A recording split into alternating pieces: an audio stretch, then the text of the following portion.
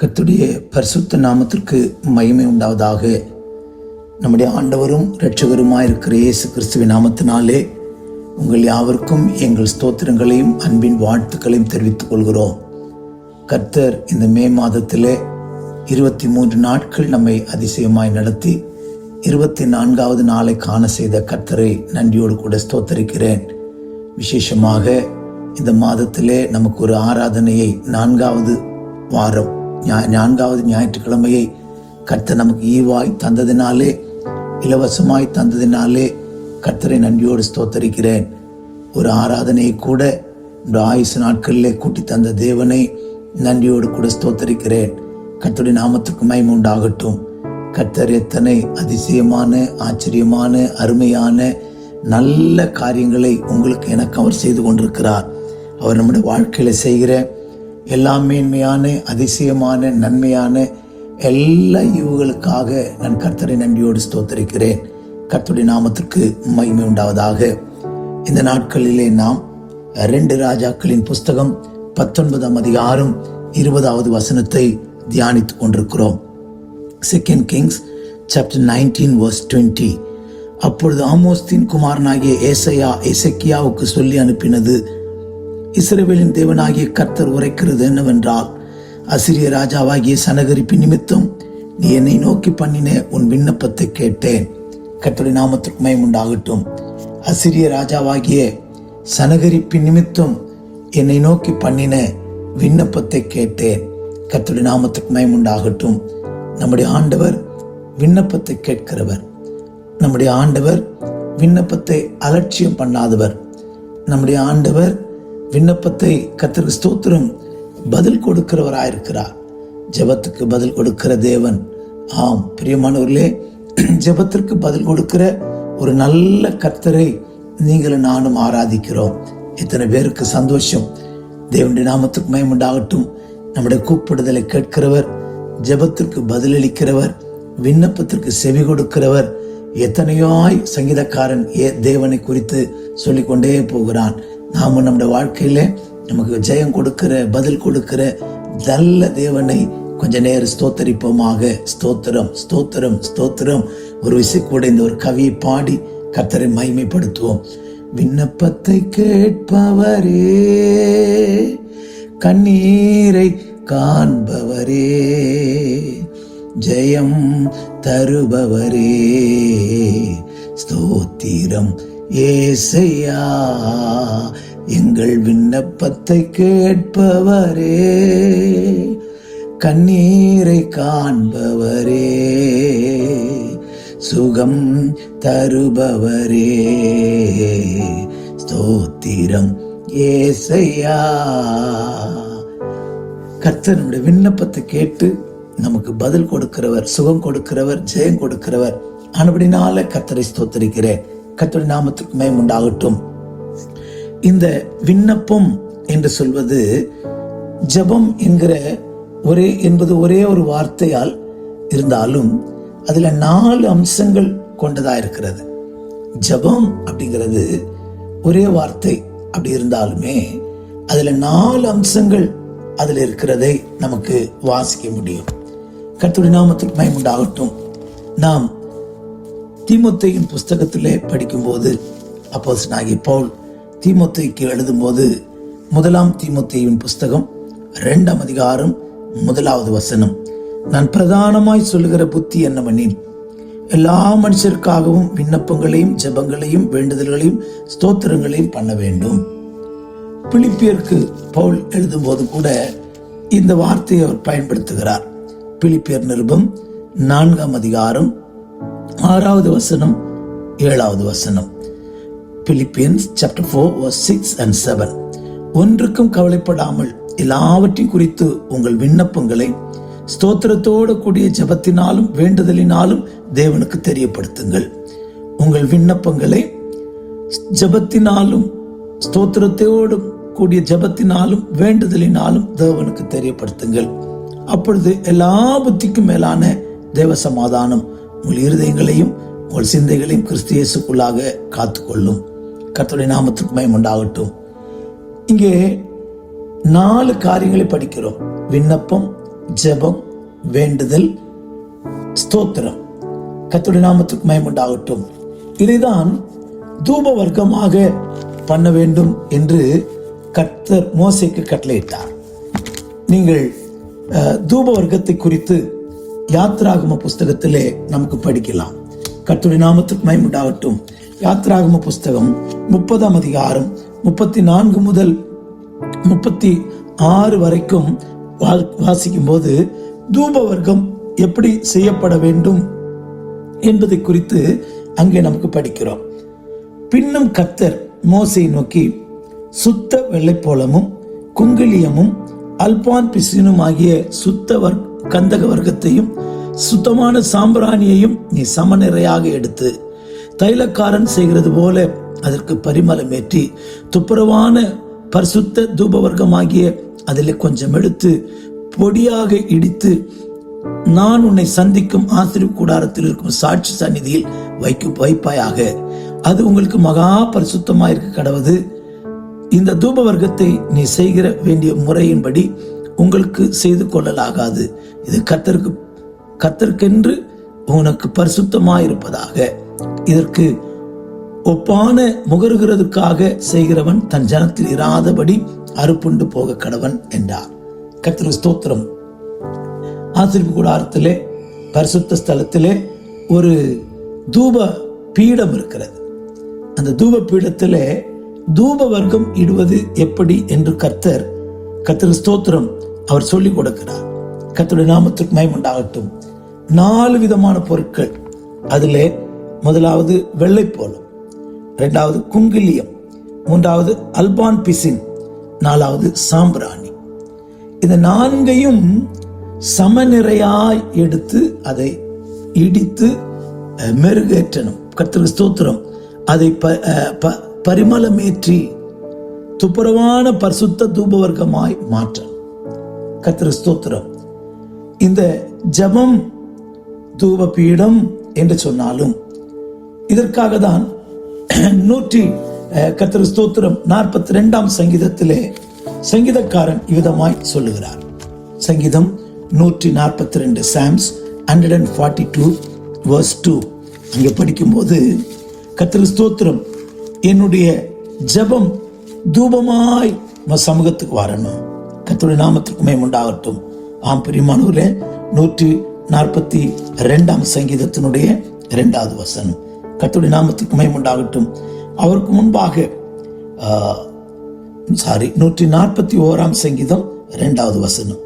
என் விண்ணப்பம் உமக்கு முன்பாக தூபமாகவும் என் கையெடுப்பு அந்தி பலியாகவும் இருப்பதாக. சங்கீதக்காரன் சொல்ல, கர்த்தாவே உம்மை நோக்கி கூப்பிடுகிறேன், என்னிடத்தில் வர தீவிரியும். நான் உம்மை நோக்கி கூப்பிடுகையில் என் சத்தத்திற்கு செவி கொடும். என் விண்ணப்பம், மை சப்ளிகேஷன்ஸ், அது எப்படி இருக்குன்னா உங்களுக்கு தூபமா இருக்கணும். கர்த்தருடைய நாமத்துக்கு மகிமை உண்டாகட்டும். தூப வர்க்கத்துல 4 அனுபவம் இருக்கு. விண்ணப்பம், அது வெள்ளை போளத்திற்கு அடையாளம். இங்கிலீஷ்ல சப்ளிகேஷன்ஸ். அப்ளிகேஷன் மாதிரி இது சப்ளிகேஷன்ஸ். அப்ளிகேஷன் போடுற ஒரு கம்பெனிக்கு, நான் இது மாதிரி படிச்சிருக்கிறேன், உங்களோட கம்பெனிகளுக்கு ஒரு வேலை கொடுத்தால் நான் உண்மையாய் என்னுடைய வேலையை நான் செய்வேன், உண்மையாய் இருப்பேன் என்று தெரிவிக்கிறேன் அப்படி கேட்கிறோம். நான் இவ்வளவு படிச்சிருக்கிறேன், எனக்கு வேலை கொடு அப்படின்னு நம்ம கேட்க மாட்டோம். அதிகாரமாய் கேட்க மாட்டோம். தாழ்மையாய் ஒரு கெஞ்சுதலோடு ஒரு இரக்கத்தை நாடி நாம் அப்ளிகேஷன் போடுறோம். கர்த்தருக்கு ஸ்தோத்திரம். எல்லா காரியமும் அப்படிதான். இதுபோல தேவனிடத்துல அப்ளிகேஷன் போடணும். அதுதான் விண்ணப்பம். அது கர்த்தருக்கு ஸ்தோத்திரம். அது வெள்ளைப்போளத்திற்கு ஒப்பா இருக்கிறது. கர்த்தருக்கு ஸ்தோத்திரம். அது ஒரு அல்பான். கர்த்தருடைய நாமத்துக்கு மகிமை உண்டாகட்டும். அது வெள்ளைப்போளத்திற்கு இது வெள்ளைப்போளத்திற்கா அது சமமா இருக்கிறது. கர்த்தருக்கு ஸ்தோத்திரம். இந்த வெள்ளைப்போளத்தின் அனுபவம் உங்களுக்கு எனக்கு தேவை. கர்த்தருடைய நாமத்துக்கு மகிமை உண்டாகட்டும். இந்த வெள்ளைப்போளத்தை குறித்து இதுக்கு முன்பாக இந்த 4 காரியத்தை சொல்லிவிடுகிறேன். அதுக்கப்புறம் வெள்ளைப்போளத்தை குறித்து உங்களோட பேச ஆசிக்கிறேன். 2வது ஜெபம், அது குங்கிலியம், பிரேயர்ஸ், போராடுவது, ஜெபத்தில் போராடுவது. யாக்கோபு போராடி ஜெபித்தான். பவுல், நான் ஜெபத்தில் போராடுகிறது போல போராடுங்கள் என்று சொல்லுகிறார். வேண்டுதல், இன்டர்சீசிங், அல்பான் பிசின், கர்த்தருக்கு ஸ்தோத்திரம். ஸ்தோத்திரம், சாம்பிராணி, தேங்க்ஸ் கிவிங் ஆர் பிரைசிங், கர்த்தருக்கு ஸ்தோத்திரம். பரிந்து பேசுவது, அல்பான் பிசின், பரிந்து பேசுகிறார். பிதாவினிடத்தில் இயேசு இன்னும் நமக்காக பரிந்து பேசுகிறவராக இருக்கிறார். கர்த்தருக்கு ஸ்தோத்திரம். பிதாவே, இவர்களுக்காக ரத்தம் சிந்திருக்கிறேன். பிதாவே, இவர்கள் ரத்தத்தால் கழுவப்பட்ட ஜனம். சத்துரு குற்றம் சாட்டுகிறான், இயேசுவை நமக்காக பரிந்து பேசுகிறார்.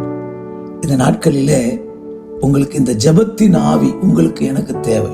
அதில் விசேஷமாய் அந்த விண்ணப்பத்தின் ஆவி குறித்து தியானித்துக் கொண்டிருக்கிறோம். அந்த விண்ணப்பம் தூபமாய் மாறணும். இந்த ஜெபம் அப்படியே மேல போகணும், தூபம் போகணும்.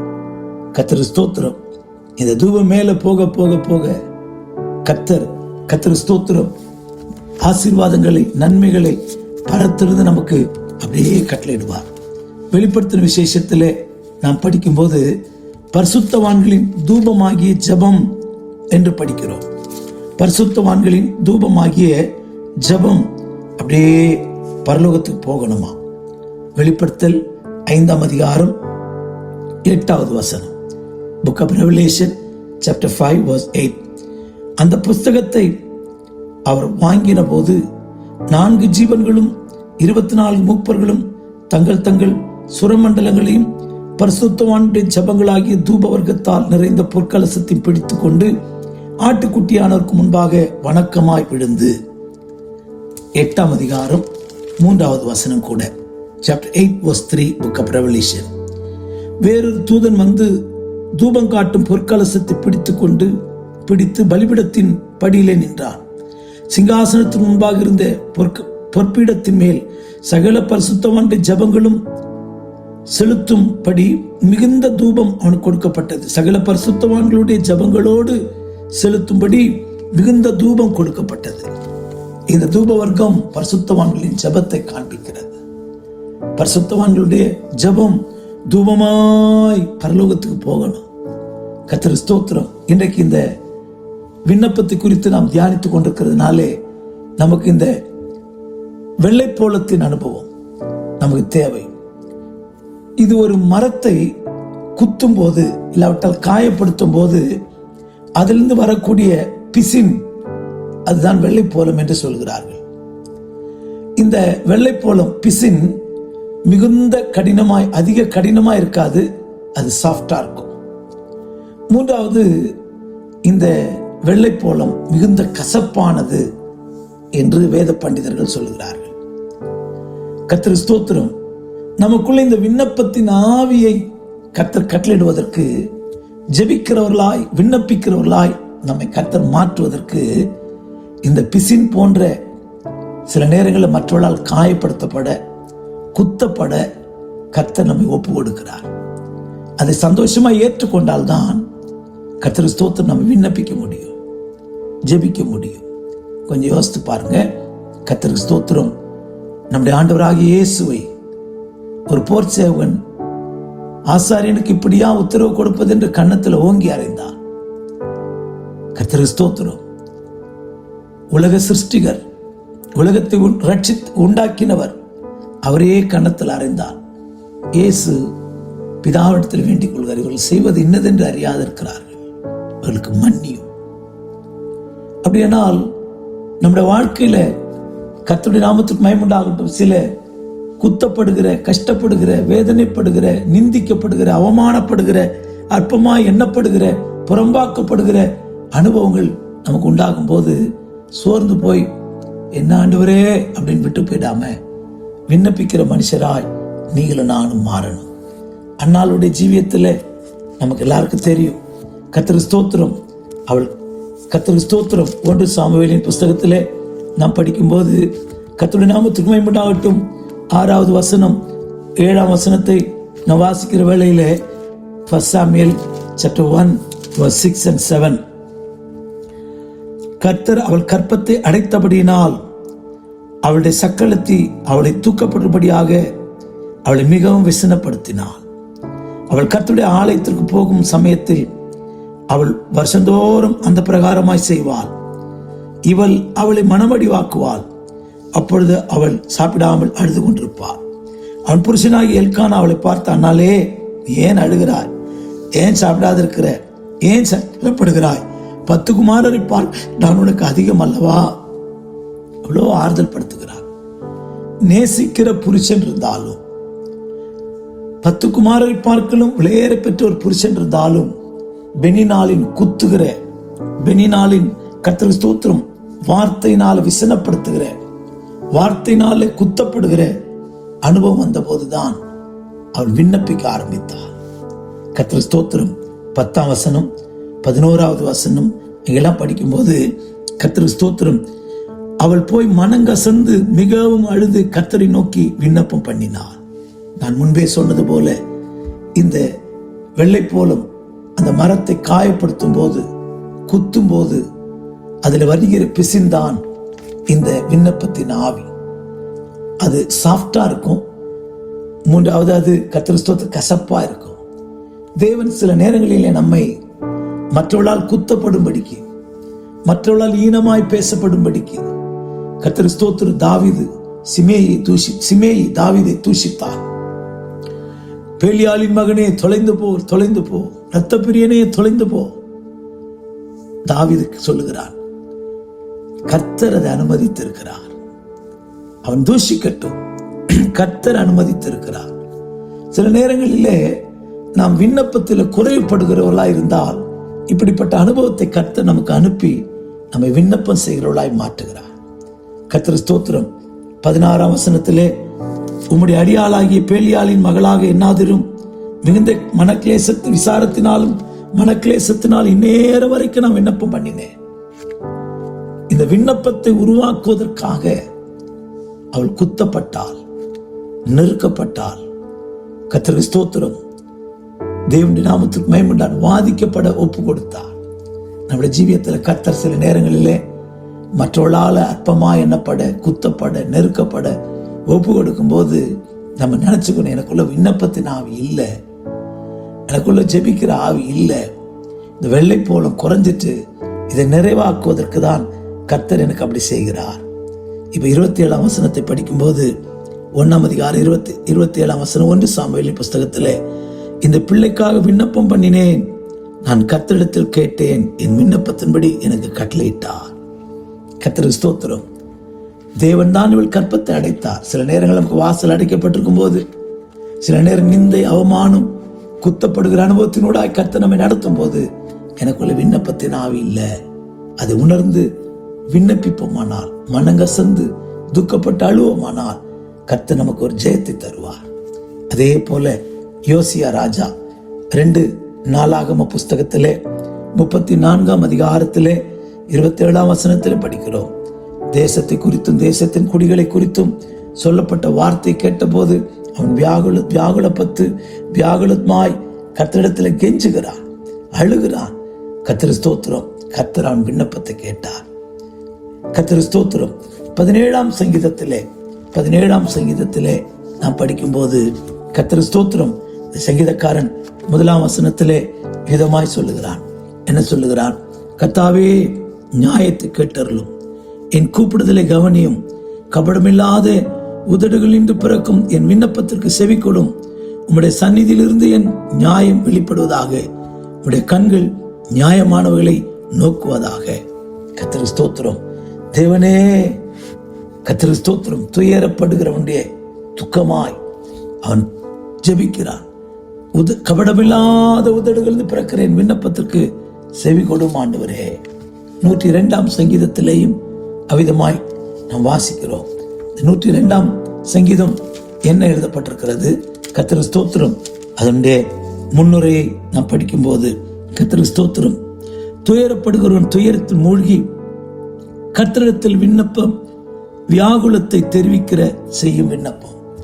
துயரப்படுகிறவன் துயரத்தில் மூழ்கி கர்த்தரிடத்தில் தெரிவிக்கிற விண்ணப்பமா, கர்த்தாவே என் விண்ணப்பத்தை கேளும், என் கூப்பிடுதலை உம்மிடத்தில் சேர்வதாக, என் ஆபத்து நாளிலே உமது முகத்தை எனக்கு மறையாதேயும், உமது செவியை எண்ணத்தில் சாயும், நான் கூப்பிடுகிற நாளில் எனக்கு தீவிரமாய் உத்தரவு அருளி செய்யும்.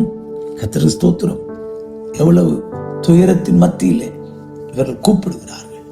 மனங்கசந்து கர்த்தர் செய்த வியாகுலப்பட்டு இவர்கள் செய்த விண்ணப்பம் வெள்ளைப்போளத்தின் கசப்பான தன்மைக்கு ஒப்பாயிருக்கிறது. நம்முடைய வாழ்க்கையிலும் கூட சில துயரமான, சில கர்த்தருக்கு ஸ்தோத்திரம் கசப்பான அனுபவங்களை கர்த்தர் கட்டளையிடும் போது நாம் இந்த அனுபவத்துக்குள்ளாய் வருவோம். துயரப்பட்டவனுடைய துயரத்தில் மூழ்கி கூப்பிடுகிறவனுடைய சங்கீதம், விண்ணப்பித்த சங்கீதம். நாமும் கூட துயரத்தின் நடுவிலே தேவனை விட்டு தூரம் ஓடி போயிடாம கர்த்தருக்கு ஸ்தோத்திரம் தேவனை நோக்கி தாழ்த்தி கெஞ்சுவோம். அந்த கசப்பான அனுபவம், அழுகிற அனுபவம், குத்தப்படுகிற அனுபவம் நமக்குள்ள வரும்போது, அனுமதிக்கும் போது அந்த விண்ணப்பத்தின் ஆவி பெருக பண்ணுவோமாக. நம்முடைய தூபம், நம்முடைய விண்ணப்பம் தூபமாய் எழும்ப கர்த்தர் நமக்கு இரக்கம் செய்வாராக. கர்த்தருடைய நாமத்துக்கு மகிமை உண்டாகட்டும். இரண்டாவது சொன்னேன், இந்த பிசின், இந்த வெள்ளைப்போளம் கடினமானதல்ல, அது சாஃப்டா இருக்கும். கர்த்தருக்கு ஸ்தோத்திரம். பிரச்சனையால் தன்னை தாழ்த்தி வருத்தி கேட்கிற அந்த அனுபவம் நமக்கு வேண்டும். கர்த்தருக்கு ஸ்தோத்திரம். பிசின் தைலம் நம்முடைய ஜீவியத்தில் விண்ணப்பம் என்பது தேவனிடம் பலவந்தமாய் கேட்கிறதல்ல. கர்த்தருக்கு ஸ்தோத்திரம். பிச்சைக்காரன் தன்னை தாழ்த்தி வருந்தி கேட்கிறார். அதுபோல கர்த்தருக்கு ஸ்தோத்திரம் நம்மை தாழ்த்தி கேட்பது. பிச்சைக்காரனை போலன்னு சொன்னா ஒன்னு பிச்சைக்காரன் நினைச்சுக்கிறாதீங்க. எனக்கு செய்யும், அதை தாரும், இதை வெட்டும், அப்படி அல்ல. தயவாய் கேட்பது, தயவாய் கேட்பது. அண்ணால் எனக்கு ஒரு பிள்ளையை கொடும் அப்படின்னு கேட்கல, எனக்கு தாரும் என்று கேட்டார். நீ கொடுத்தீங்கன்னா அதை உமக்கு ஒப்பு கொடுப்பேன். கர்த்தருடைய நாமத்திற்கு மகிமை உண்டாகட்டும். இயேசுவினுடைய ஜெபத்தில், கர்த்தருடைய ஜெபத்தில் பாருங்க, மத்திய 6ஆம் அதிகாரத்தை படிச்சு பாருங்க. அங்கேயே ஆண்டவர் சொல்லுகிறார், அப்படி நாமம் பரிசுத்தப்படுவதாக, ராஜ்யம் வருவதாக, பரமண்டலத்திலே சித்தம் செய்யப்படுவது போல பூமியிலே செய்யப்படுவதாக செய்யணும் அப்படின்னு கடினமாய் கேட்காம நமக்கு ஒரு மாதிரியான அன்பான ஒரு அனுபவத்தை கர்த்தர் நமக்கு வைத்திருக்கிறார். ஸோ இந்த விண்ணப்பம் அது சப்ளிகேஷன்ஸ் அப்படின்னு ஆங்கிலத்தில் சொல்லப்பட்டிருக்கு. அப்ளிகேஷன் செய்கிறது போல நம்முடைய தேவைகள் நமக்கு கர்த்தர் கடினமான கசப்பான அனுபவங்களை கட்டளிடும் போது, இந்த பாதையில போகும்போது என் கர்த்தரை நோக்கி விண்ணப்பம் பண்ணுகிற, விண்ணப்பிக்கிற மனுஷராய் உங்களை என்னையும் கர்த்தர் மாற்றுவாராக. அப்படிப்பட்ட கிருபைகளை ஏராளம் தாராளம் கர்த்தர் தருவாராக. விண்ணப்பத்தின் ஆவியை கேட்போமா? கர்த்தருக்கு ஸ்தோத்திரம்.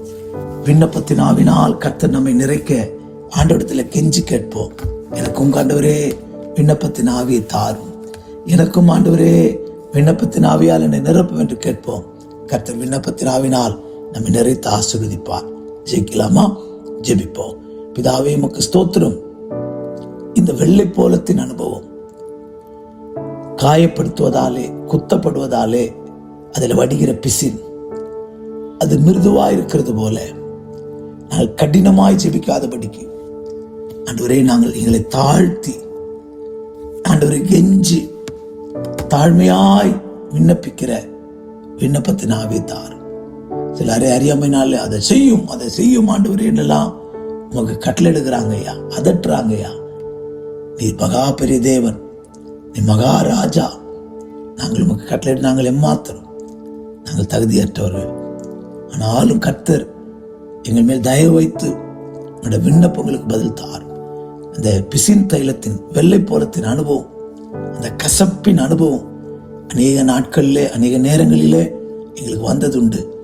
அவை நாட்களிலே எங்களை உணர்ந்து நாங்கள் ஜெபிப்பதற்காக, விண்ணப்பிப்பதற்காக கர்த்தர் இந்த அனுபவம் தருகிறார் என்று சொல்லி இன்னும் வியாகுலப்பட, இன்னும் அழ, இன்னும் ஜெபிக்க கிருபை தரும்படி ஜெபிக்கிறோம்.